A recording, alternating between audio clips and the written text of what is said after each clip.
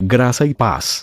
Por essa obra ser muito grande, decidi dividir em uma playlist onde cada vídeo irá falar de um desses 20 grandes homens que deixaram seu legado na história do cristianismo. Deixa seu like e se inscreva para ajudar esse canal a chegar a outras pessoas. Sem mais, bora para o vídeo. Livro Heróis da Fé. Autor Orlando S. Bower. 20 homens extraordinários que incendiaram o mundo. Guilherme Carey, pai das missões modernas, 1761 a 1834. O menino Guilherme Carey era apaixonado pelo estudo da natureza. Enchia seu quarto de coleções de insetos, flores, pássaros, ovos, ninhos, etc. Certo dia, ao tentar alcançar um ninho de passarinhos, caiu de uma árvore alta. Ao experimentar a segunda vez, caiu novamente. Insistiu a terceira vez. Caiu e quebrou uma perna. Algumas semanas depois, antes de a perna sarar, Guilherme entrou em casa com o ninho na mão. "Subiste à árvore novamente?" exclamou sua mãe. "Não pude evitar, tinha de possuir o ninho, mamãe", respondeu o menino. Disse que Guilherme Carey, fundador das missões atuais, não era dotado de inteligência superior e nem de qualquer dom que deslumbrasse os homens. Entretanto, foi essa característica de persistir, com espírito indômito e inconquistável, até completar tudo quanto iniciara, que fez o segredo do maravilhoso êxito da sua vida. Quando Deus o chamava a iniciar qualquer tarefa, permanecia firme, dia após dia, mês após mês e ano após ano, até acabá-la. Deixou o Senhor utilizar-se de sua vida, não somente para evangelizar durante um período de 41 anos no estrangeiro, mas também para executar a façanha, por incrível que pareça, de traduzir as Sagradas Escrituras em mais que 30 línguas. O avô e o pai do pequeno Guilherme eram sucessivamente professores sacristão, igreja anglicana, da paróquia. Assim o filho aprendeu pouco que o pai podia ensinar-lhe. Mas não satisfeito com isso, Guilherme continuou seus estudos sem mestre. Aos 12 anos adquiriu um exemplar do vocabulário latino, por Diche, o qual decorou. Aos 14 anos, iniciou a carreira como aprendiz de sapateiro. Na loja encontrou alguns livros, dos quais se aproveitou para estudar. Assim iniciou o estudo do grego. Foi nesse tempo que chegou a reconhecer que era um pecador perdido, e começou a examinar cuidadosamente as Escrituras. Não muito depois da sua conversão, com 18 anos de idade, pregou o seu primeiro sermão. Ao reconhecer que o batismo por imersão é bíblico e apostólico, deixou a denominação a que pertencia. Tomava emprestados livros para estudar e, apesar de viver em pobreza, adquiria alguns livros usados. Um de seus métodos para aumentar o conhecimento de outras línguas consistia em ler diariamente a Bíblia em latim, em grego e em hebraico. Com a idade de 20 anos, casou-se. Porém, os membros da igreja onde pregava eram pobres e Carey teve de continuar seu ofício de sapateiro para ganhar o pão cotidiano. O fato de o Sr. Holt, seu patrão, exibir na loja um par de sapatos fabricados por Guilherme, como amostra, era prova da habilidade do rapaz. Foi durante o tempo que ensinava geografia em Moulton, que Carey leu o livro As Viagens do Capitão Cook. Deus falou à sua alma acerca do estado abjeto dos pagãos sem o Evangelho. Na sua tenda de sapateiro afixou na parede um grande mapa mundim, que ele mesmo desenhara cuidadosamente. Incluíra neste mapa todos os dizeres disponíveis, o número exato da população, a flora e a fauna, as características dos indígenas, etc., de todos os países. Enquanto consertava sapatos, levantava os olhos, de vez em quando, para um mapa e meditava sobre as condições dos vários povos e a maneira de os evangelizar. Foi assim que sentiu mais e mais a chamada de Deus para preparar a Bíblia, para os muitos milhões de índios, na própria língua deles. A denominação a que Guilherme pertencia, depois de aceitar o batismo por imersão, achava-se em grande decadência espiritual. Isto foi reconhecido por alguns dos ministros, os quais concordaram em passar 1 hora em oração na primeira segunda-feira de todos os meses, pedindo de Deus um grande avivamento da denominação. De fato esperavam um despertamento, mas, como acontece muitas vezes, não pensaram na maneira em que Deus lhes responderia. As igrejas de então não aceitavam a ideia, que consideravam absurda, de levar o evangelho aos pagãos. Certa vez, numa reunião do ministério, Carey levantou-se e sugeriu que ventilassem este assunto: o dever dos crentes em promulgar o evangelho às nações pagas. O venerável presidente da reunião, surpreendido, pôs-se em pé e gritou: jovem, sente-se. Quando agradar a Deus converter os pagãos, ele o fará sem o seu auxílio, nem o meu. Porém o fogo continuou a arder na alma de Guilherme Carey.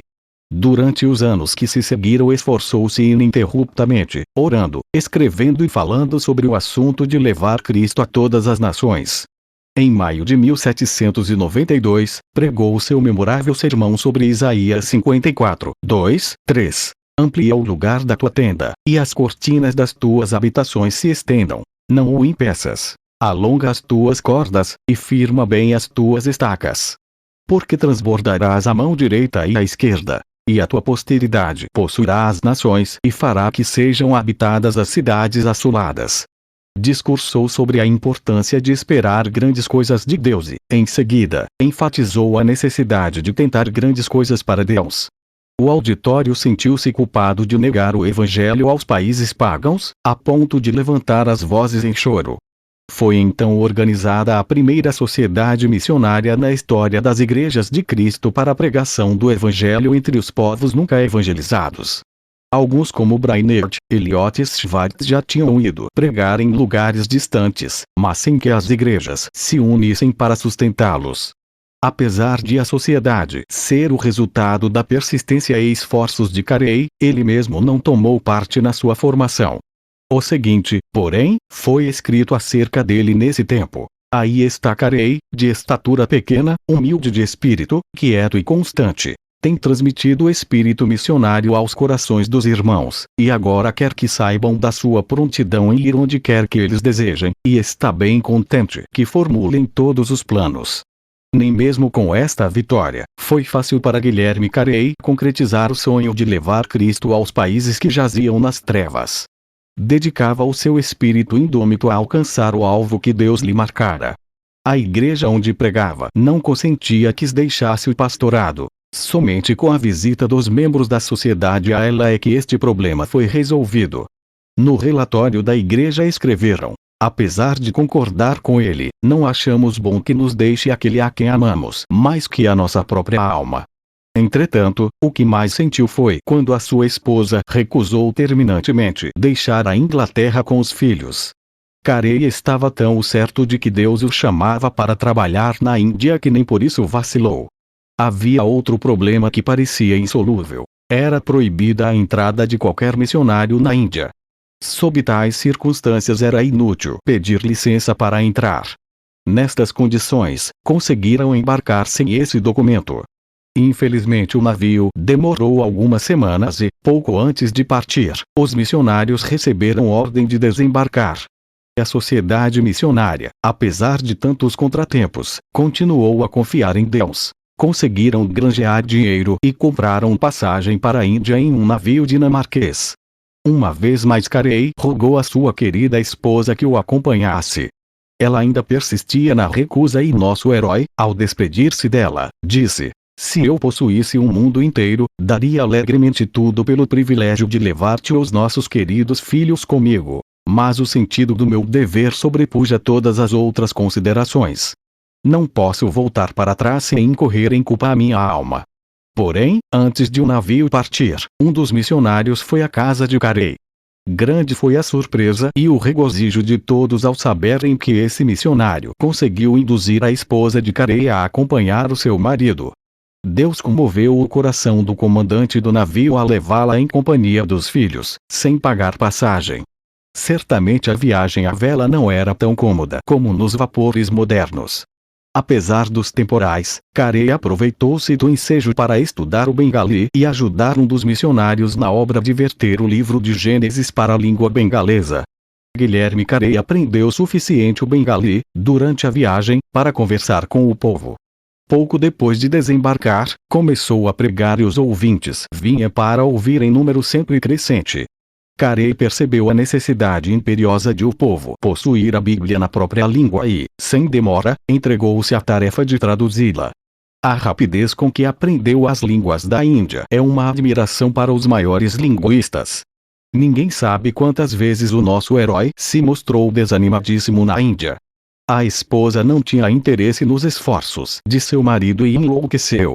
A maior parte dos ingleses com quem Carey teve contato, o tinha como louco. Durante quase 2 anos, nenhuma carta da Inglaterra lhe chegou às mãos. Muitas vezes faltava aos seus dinheiro e alimento. Para sustentar a família, o missionário tornou-se lavrador da terra e empregou-se em uma fábrica de anil. Durante mais de 30 anos Carey foi professor de línguas orientais no colégio de Fort Williams. Fundou também o Serancoré College para ensinar os obreiros. Sob a sua direção, o colégio prosperou, preenchendo um grande vácuo na evangelização do país. Ao chegar à Índia, Carey continuou os estudos que começara quando menino. Não somente fundou a Sociedade de Agricultura e Horticultura, mas criou um dos melhores jardins botânicos, redigiu e publicou o Hortus Bengalensis.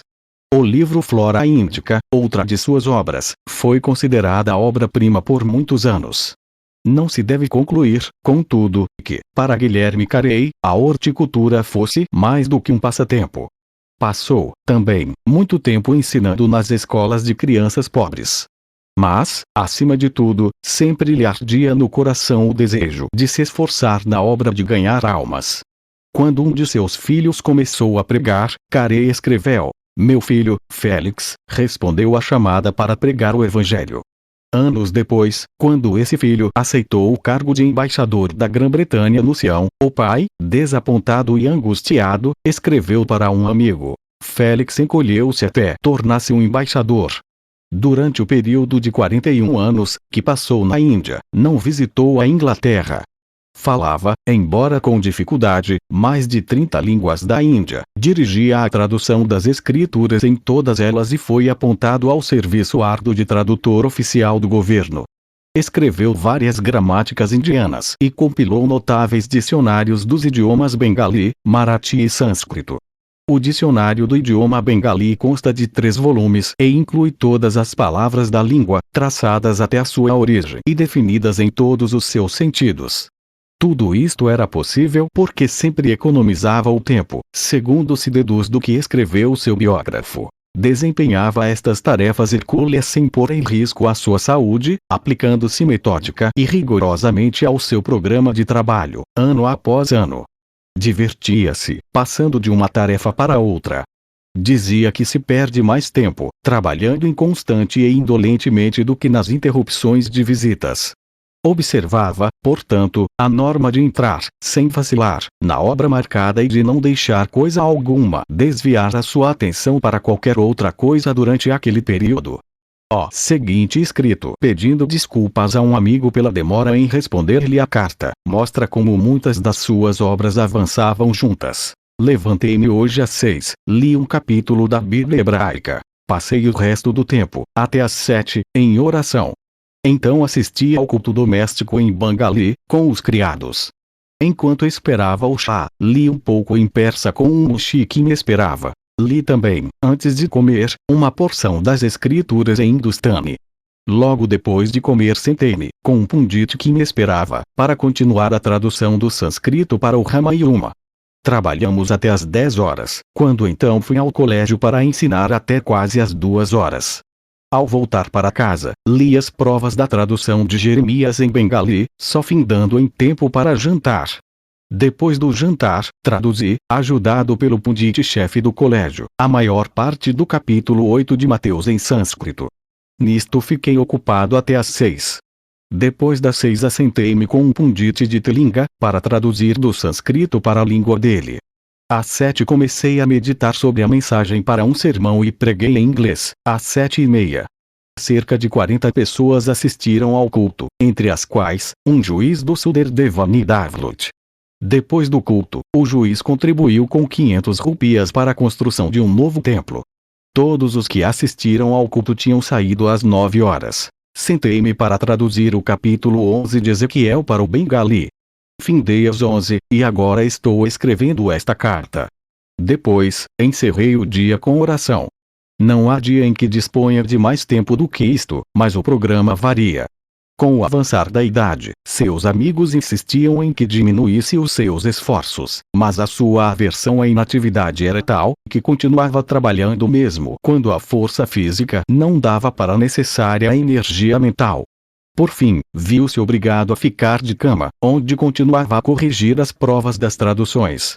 Finalmente, em 9 de junho de 1834, com a idade de 73 anos, Guilherme Carey dormiu em Cristo. A humildade era uma das características mais destacadas da sua vida. Conta-se que, no zênite da fama, ouviu certo oficial inglês perguntar cinicamente: o grande doutor Carey não era sapateiro? Carey, ao ouvir casualmente a pergunta, respondeu: não, meu amigo, era apenas um remendão. Quando Guilherme Carey chegou à Índia, os ingleses negaram-lhe permissão para desembarcar. Ao morrer, porém, o governo mandou içar as bandeiras a meia haste em honra de um herói que fizera mais para a Índia do que todos os generais britânicos. Calcula-se que traduziu a Bíblia para a terça parte dos habitantes do mundo. Assim escreveu um de seus sucessores, o missionário Wenger. Não sei como Carey conseguiu fazer nem a quarta parte das suas traduções. Faz cerca de 20 anos, em 1855, que alguns missionários, ao apresentarem o Evangelho no Afeganistão, país da Ásia Central, acharam que a única versão que esse povo entendia era o Pushto, feita em Sarancoré por Carey. O corpo de Guilherme Carey descansa, mas a sua obra continua a servir de bênção a uma grande parte do mundo. Clique no card acima para o próximo vídeo. Iremos falar de Sri Isthmas Evans.